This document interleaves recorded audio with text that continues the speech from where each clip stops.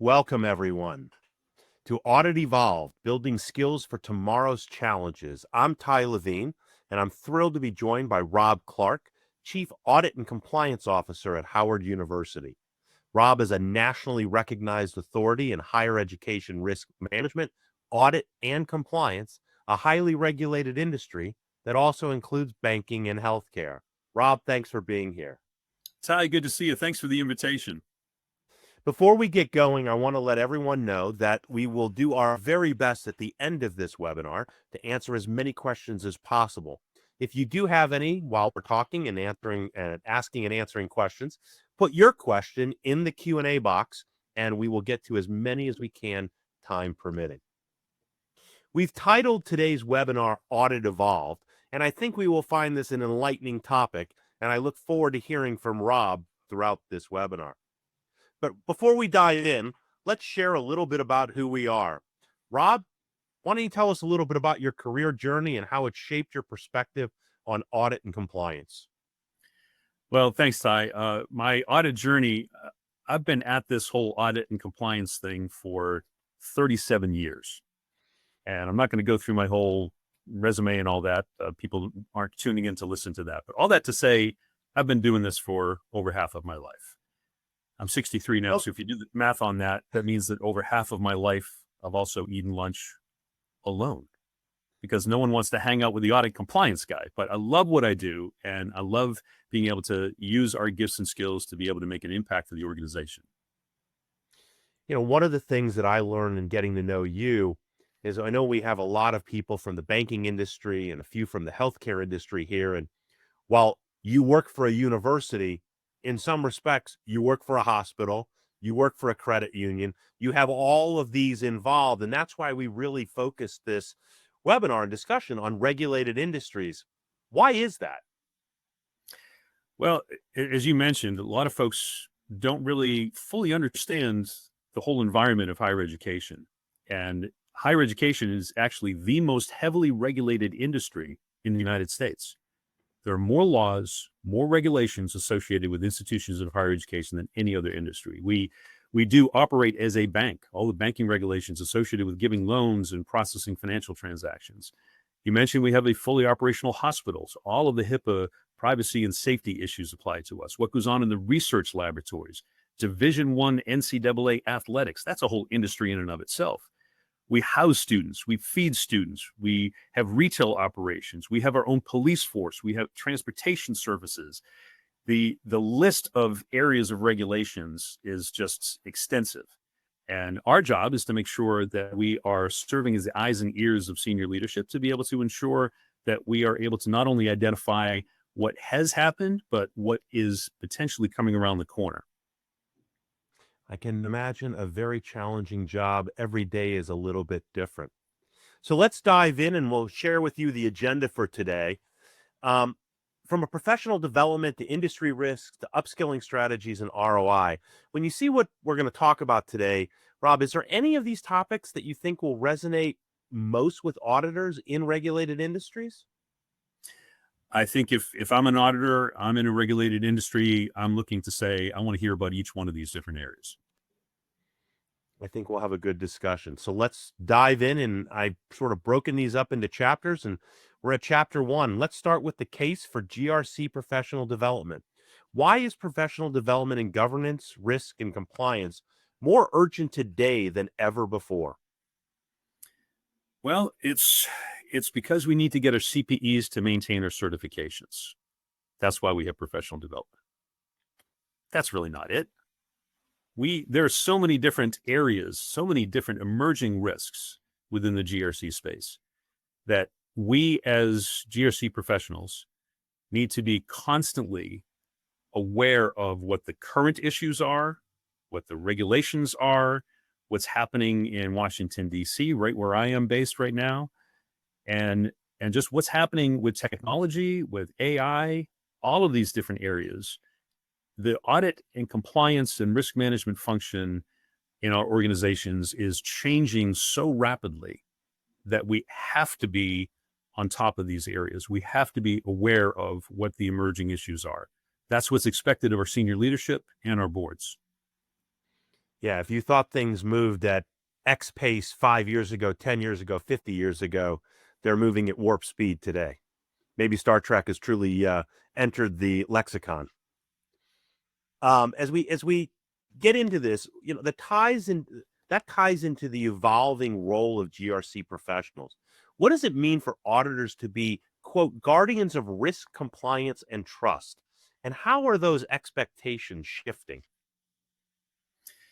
Well, when we are positioned as you said, guardians of risk and trust, if we think about it in terms of where we sit within the organization, to whom we report, what the expectations are of the executive leadership, of the board, they're expecting that we are going to be their eyes and ears to help the organization to be able to navigate through the ever emerging areas of risk.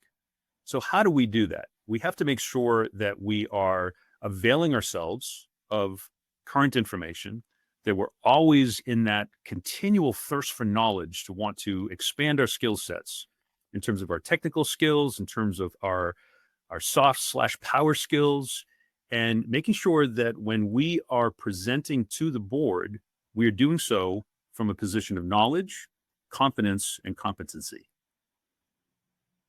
It really dives into that idea of a learning organization. Learning is critically important to growth, but also keeping everyone informed of the current, what is there today and potentially tomorrow. Which brings us to that upskilling imperative.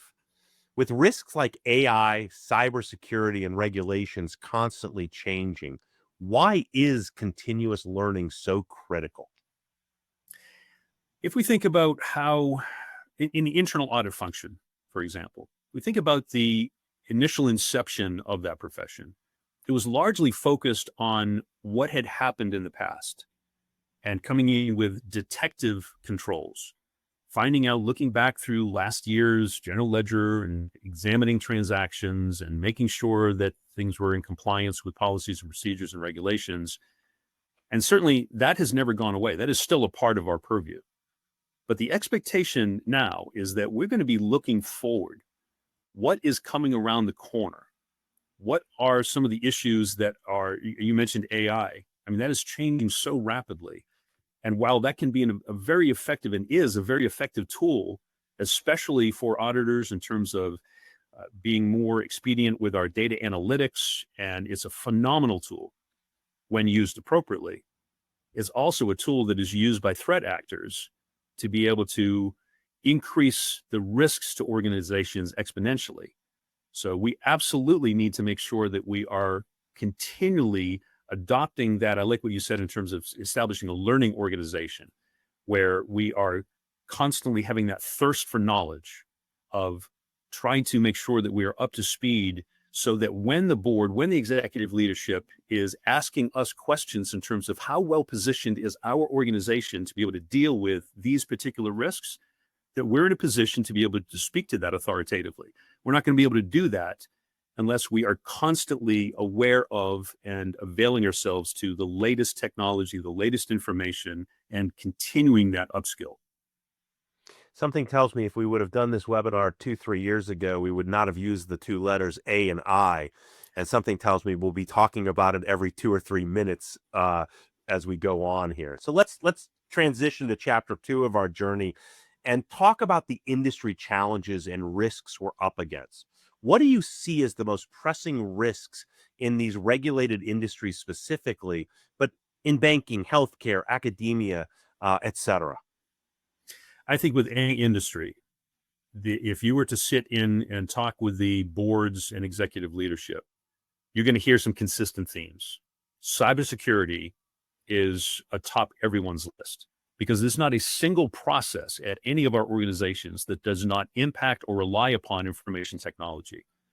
And the more that we put our sensitive data and our crown jewels for our organization, whether that's personal identifiable information of our patients, of our customers, we put that online, and in some cases using third parties and storing that in the cloud, we have to be aware of what the associated risks are.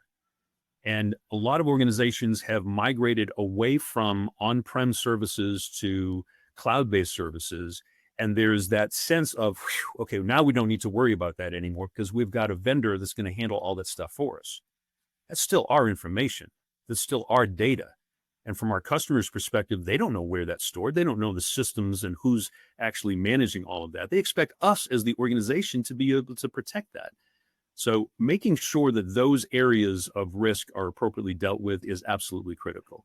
Reputational issues, financial issues, where there might be legal exposure. Those are the three things that get the attention and perk up the ears of the senior leadership and the board. And those are the areas that are constantly asked about and talked about, and what we're expected to present about when we're communicating with the board and executive leadership. And I truly believe that there is a cost to falling behind. So, what happens when audit teams don't keep up with training? What are those real world consequences? The layperson in me says there's a dollar sign attached to that, and it's not small. But as you and I have talked, it's not just dollars and cents. There's a lot more consequence that happens when something goes wrong. So I think in terms of the cost of falling behind in terms of our skill sets, I would probably answer that in two different ways.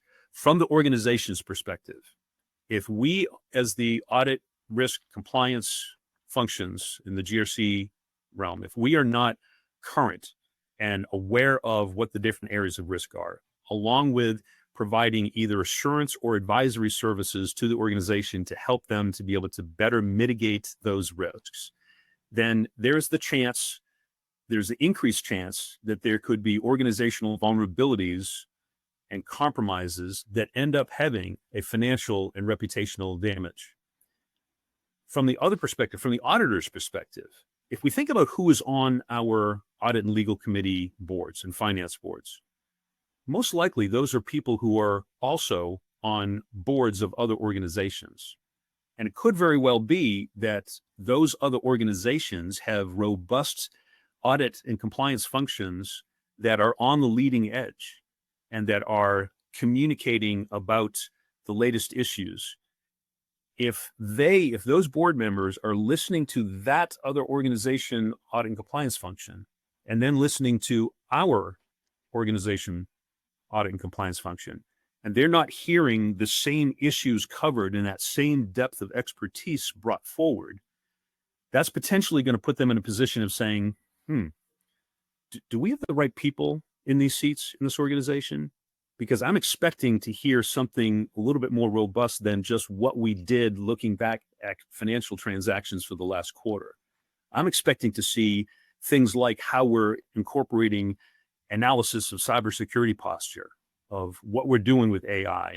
I'm expecting to hear what is happening in terms of regulatory changes and how we need to be responsive, how the board needs to be in a position to look strategically at the direction of the organization. So I think there's a potential cost for auditors to perhaps be replaced by other organizations and perhaps even outsourced if the existing leadership is not confident that we have the degree of competency to address some of the organizational challenges. Is it safe to say everybody should be thinking all the time about how can we be leaders in what we're doing and implementing best practices that are truly best practices? Absolutely. I hear a lot of auditors and compliance folks labeling themselves as, well, we are the value-added advisors. Well, that's a great aspiration, but says who? Says us? Or says our audit clients? Says the board? Says the executive leadership? They're the ones that should be labeling us as their value-added advisors. No, great, very great point. And as we sort of transition and move into what I call the meat of the webinar, let's talk about the training and upskilling strategies. What strategies have you seen work best to keep teams sharp, focused, and truly best practice leaders? This is where I think there is not necessarily a silver bullet. I don't think there's any one specific strategy. people have different learning modalities. People have different ways in which to assimilate and learn information. I think it's a combination of attending seminars, attending conferences, doing online training, reading, being regularly updated, following different periodicals, being a vociferous reader, and always making sure that every single day you are intentional about trying to learn something new or reinforce something or learn a different approach to addressing a specific organizational challenge that we have as GRC professionals. And I think it's just having, as I mentioned earlier, that thirst for knowledge and making it a priority that we're not just going to be checking off a box for our CPEs. That goes without saying, but they were also finding ways in which to try to increase our skill sets every single day. No, very good point. But strategy is one thing. Culture is another. How do leaders build a true training culture inside their organizations? I think that is really dependent upon the organization, the structure, who you have in those different seats. The approach that I try to use and have always used throughout my career is that I expect that each person on the team is going to be their own project manager, not only for their individual projects, their audit and compliance projects, but they are also going to take the initiative to determine where the areas are in which they need additional skill sets, where they need to be upskilled, where and what the best way is in order to try to address that. So I ask each person on the team to come up with their annual training plan, largely based upon what we have as a part of our audit or compliance plans for the year, but then also just what are some of the areas that they see that they want to be learning more about, growing, how they, if they're pursuing different certifications, if they're pursuing different degrees, and what type of training do they need in order to make sure that they feel confident and competent to be able to execute what is assigned to them in terms of their projects. Good points, very good points. And once the culture is there, we've got to align training, or training must align with risk. So how do you make sure that training maps directly to the top risks like cyber fraud and compliance? And I think while these scale over every industry and every organization, they may be more focused over here and someplace else over there. So you really do need to map your organization and its training to the top risks of your organization. Is that a fair statement? Oh, absolutely. And that's why I say mapping to the plan. So when there's an annual risk assessment and we're identifying what it is that we are allocating for our hours and the resources that we want to put into our audit plan and our compliance plan, it's based upon risk. So everything ties back to risk. We first get confirmation from the executive leadership and the board to ensure that here's our proposed plan. And the global internal audit standards actually require that now to be signed off on by the board. And that has to be recorded in the minutes. And there's a lot more structure to that. But once we identify what those plans are, again, based on risk, then we go through the process of really doing a self-analysis as our team to say, how do we make sure that collectively, as the Chief Audit and Compliance Officer, that we have this collective skills, knowledge, and competency to be able to address the audit plan? And where we find that there are needs to be able to fill some of those gaps or enhance some of those gaps, that becomes a part of the training plan for each person on the team based upon the assignments that they're going to be assigned. This next question is something that I happen to find very fascinating, and I've learned more over the years. Everyone learns differently. We've got people participating or joining this webinar today from all over North America, small towns, big cities, everything, young and old, or older, I should say. So there is no such thing as one learning style fits all.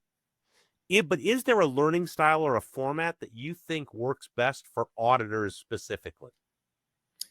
I really don't think that there's any one particular format. I know that for myself and other members of my team, I listen to podcasts.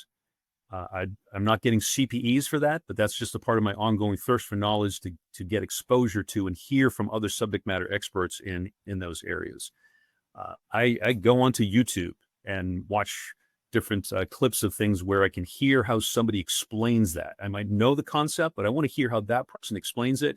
I might be able to come up with some new vernacular that I can incorporate to make the complex a little bit more easy to understand. Reading periodicals, but having organized training, specifically that which is going to be reinforced and supported through NASBA so that it does meet our CPE requirements, excuse me. That's one of the things that we absolutely do. So it's conferences, it's webinars, it's all of those different issues, and having online training is one of the ways in which we supplement that. We'll talk more about that later. So I'm going to give a tease here for the next question, because I think this is going to be one of your favorites. And I'm hoping everyone is paying attention to Rob and Rob's comments on this next one. But beyond technical skills, communication is essential. Why do you personally think communication skills are so critical for auditors today? This is a subject that I'm personally passionate about. And the reason why, I mentioned that I've been sitting in these boardrooms for 30 plus years. And I see people who are brilliant in their particular areas of data analytics, and they do phenomenal projects, and they come up with these great long narrative reports. And then they are so excited they finally get a chance to report to the executive leadership and the board. And they go in and they are talking a mile a minute, and they're talking at a speed that sounds very similar to the legal disclaimers that are on the back of some television commercials when they rip off all that stuff. And they're showing all these complex graphs and charts, and they're so excited that they finally had a chance to report to the board. And they leave, and the board and the executive leadership are looking around at each other like, did anyone understand that? I have no clue what they were talking about. So the communication skills are absolutely critical. The other thing that I think is the other thing that I see, and particularly when I do quality assurance reviews of other organizations, I hear and we talk with people who are on the audit committee. We talk with the CEOs, we talk with the senior leadership. A consistent comment in every single QAR I have ever done is they say the auditors are really good. They're very, very detail oriented. I just wish they were better communicators. Not only in terms of the written communications, but when you have an opportunity to stand and present in front of that leadership group, you have to do so with confidence, being concise, and being competent. If you are not confident in the way you're communicating, they're not going to be confident in your message or even the data that you've analyzed. So communication skills is absolutely critical. I couldn't agree more. And your little comment about the end of TV commercials, in radio, it's worked. There's actually a machine that sometimes can take a 2-minute disclaimer down to 10 seconds because you've got to do that for legal purposes. And it's kind of funny trying to listen to getting any of the words correct at the end there. But I digress. So let's turn to chapter 4 of our journey and talk about impact and ROI. How do you measure whether training is really paying off in your team, your organization, and your company? It's difficult to come up with a clear ROI because let's face it, we're a cost center. We're not a revenue center. We cost money to our organizations, but it's a necessary and important function. So how do we demonstrate that return? One of the ways is being able to see where we are this year versus prior years with our external audit findings or from external agencies, regulators. How are we doing? What's the trajectory? How can we demonstrate that we are constantly upskilling? We're trying to avoid some of these fines and penalties. Where there are units of measure from either audit findings or fines and things like that, you can actually track that over time to determine whether or not you're on the right trajectory. And I think having competent skills in training allows us to be able to make sure that we are helping to move that needle in the right direction. I guess it's pretty hard when another bank is in the on the front page of a newspaper, or a hospital, or an academic institution, and it doesn't happen to you to be able to say, well, look what we did to make sure this didn't happen. You can't really quantify that Exactly. but there is something there that if you're not on the front page of the newspaper or on the lead story on a TV newscast, that's actually a good thing. So That's a great way to look at it. yeah. So what outcomes really matter most? Can you share a story or where training truly improved audit outcomes? Well, I think there's so many stories that I could share over the years in terms of taking just what I mentioned in terms of our, repeat audit findings, those issues that have been plaguing organizations year after year after year. As a result of pouring into the team to have additional training and mentorship and upskilling, being able to then be able to add more value to the organization in such a way that you're able to demonstrate that the posture of the organization is better than it was last year or 2 years ago or 3 years ago. If you're able to demonstrate that, that actually is a great way to be able to measure that success.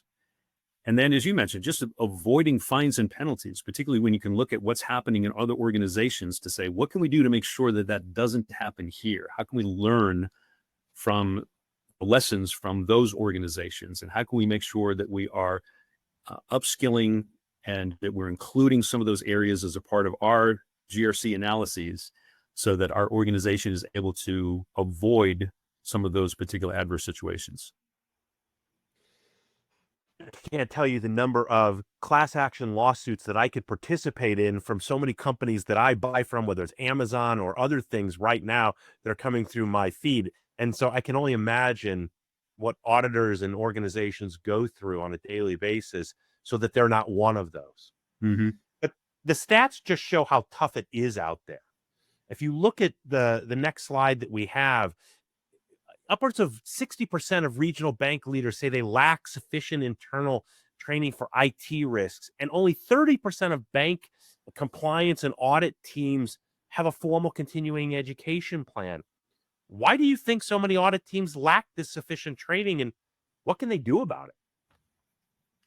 It comes down to money. It always comes down to the greenback. It always comes down to money, right? Because organizations, when they're going through financial challenges, one of the first things to go is on, well, let's not send people to conferences. Let's not do that. Let's curtail travel. Let's cut back expenses. And unless something is seen as absolutely critical to the advancement of the mission of the organization, then that is likely to take a back seat. But I also know that there is a cost to doing that because people want to be a part of organizations where they are invested in. The people in the organizations invest into them. And if for the 40% that is represented by not getting appropriate training, that potentially is enough for one of those individuals to say, you know what, I want to be a part of an organization that does invest in me, that does prioritize this and make sure that I am constantly growing and learning in my career trajectory. Oh, that's great advice. We're about ready to hit chapter 5, and so I'll remind everybody, if you've got questions for Rob, please put them in the Q&A box, and we will get to them in just a few minutes. So where do we go from here? If you had one piece of advice for auditors navigating all of these challenges, what would it be? Let me talk first to the 40% who are represented by that other chart that you just showed. And that is regardless of whether or not your organization has the funding to be able to invest in you, to attend conferences and to do training. You are your own brand ambassador. You are your own cheerleader. You are responsible first and foremost to the person in the mirror. You need to make sure that you are prioritizing and taking the initiative to learn and to grow and to continue to expand your skill sets and not use the excuse, well, I can't do that because my organization doesn't fund paying me to go to conferences. You need to find a way yourself to look for opportunities to invest in yourself, even if that means that things need to come out of your own wallet. You're looking to do this and to add value to your organization. There's going to be a long-term ROI on every investment that you make into your own personal and professional development. And that development not only helps you, it helps your team, it helps your organization, it helps your company. So Everyone. it's a multi-pronged benefit there. So when we look ahead, what do you believe will define the future of internal audit? Any specifics? Let's go back to what you were talking about earlier in terms of AI. AI, I do not believe that AI is going to replace auditors. I believe that AI is going to replace auditors who don't know how to use AI. And data analytics and being able to demonstrate a constant being on the leading edge, being on the best practice edge of understanding all of the different skill sets that are required from us, what is expected of us from our leadership. So making sure that we understand how to utilize these tools, improving our cybersecurity awareness and skills, not necessarily just looking at ourselves, well, I was just hired as the financial auditor or as an operational auditor. We are expected to be an integrated auditor to incorporate an awareness of IT controls and cybersecurity. As I said earlier, there's not a single process that we can audit, any financial process that does not rely upon or impact information technology. So we have to be continually upskilling ourselves in those areas. And I think the one thing that we all have got to remember is that AI is not perfect. Humans aren't perfect either, but humans are going to be needed to validate the data or the analytics that come from an AI program or an AI result, because AI is not walking the hallways of a hospital or sitting in a bank or wandering the quad in an academic institution and seeing with their own eyes what they're seeing and what they're experiencing. I think that is really an important takeaway, that no matter what industry and what job you have, where AI is playing today and where it's going to play tomorrow. So let's talk about where ACI learning comes into this, and I'll take this for a brief second. We are a leader in audit training with our Audit Pro product. We also work in IT and cybersecurity.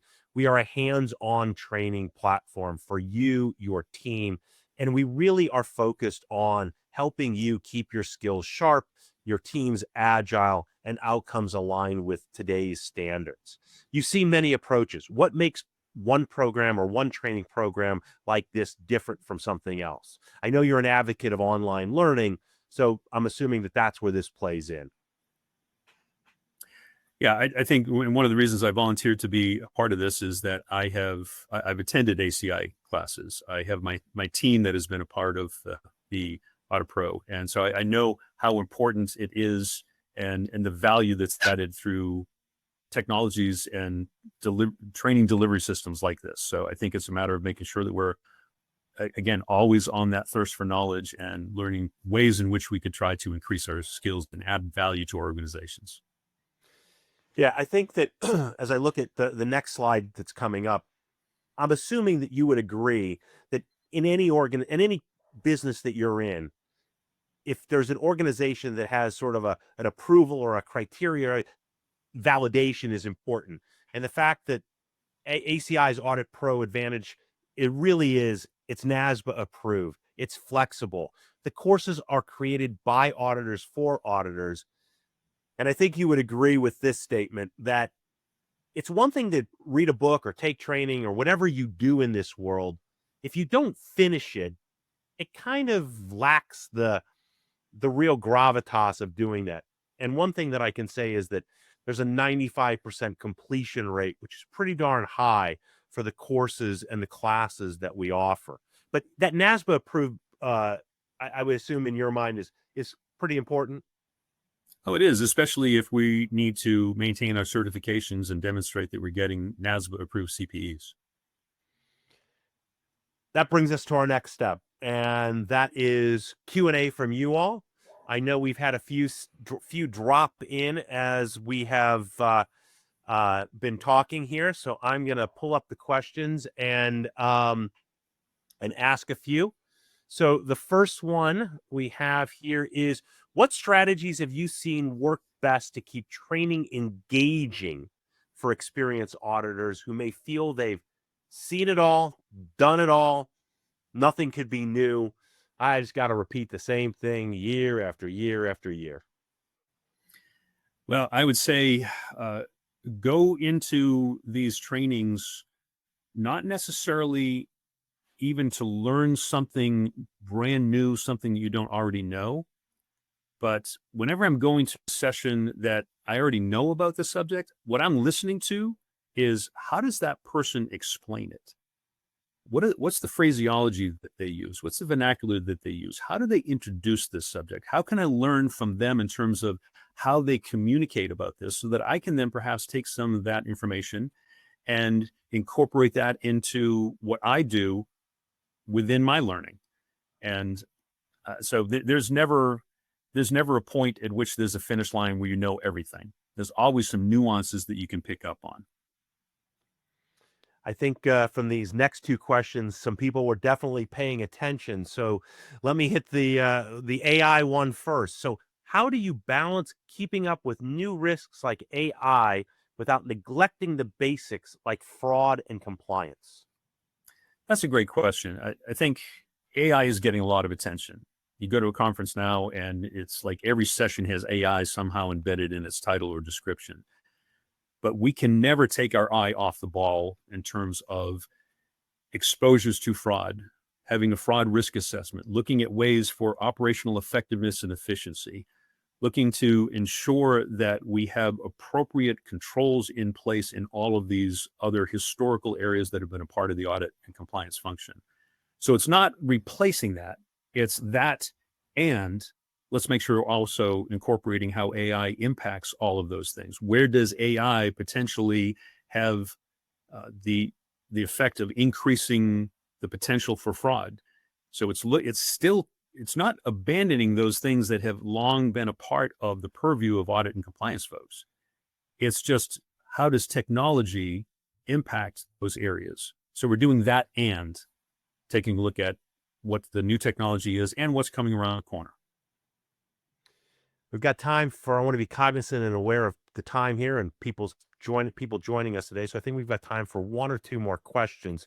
So what's the best way to prioritize which audit skills me or my team should focus on first? Is there a hierarchy, or is there something that we should do first, second, and then last kind of approach? I think it goes back to that one comment that we're talking about in terms of basing everything upon organizational risk. What are the risks that your organization is facing? What is on your audit plan? What are the expectations from the board and the executive leadership? And how can we make sure that we are matching our skills, knowledge, and competencies to be able to address that in the most comprehensive way? And then establishing a plan accordingly. And another question, and I've got a little surprise for Rob for you after this. So, how can training outcomes be communicated in a way that resonates with executive leadership? I know you touched on this earlier, but maybe dive a little deeper into that. We've got to demonstrate the return. We've got to demonstrate the impact that this is having for the organization, and not just saying that we met our training requirements to maintain our CPEs, or that we had X number of hours because that's what's expected by our policies. But we have to be able to demonstrate that what the impact has been as a result of what we have learned. And, being able to then have the team come back from different trainings and then provide a briefing to the rest of the staff so that everyone even those who were not able to participate in that training still get some learning benefits from that. That's great. And as we close out here today, I want to thank all of you for joining us. You can learn more at acilearning.com. Rob, thank you immensely for your insights. But I want to give you an opportunity, especially those that are on this webinar and those that may not be. You are doing a TED Talk coming up. So I'm going to give you an opportunity to tease that and let everybody know when that's going to occur, if you know the exact date, and how they can tune in to listen to you really go even deeper into the audit world.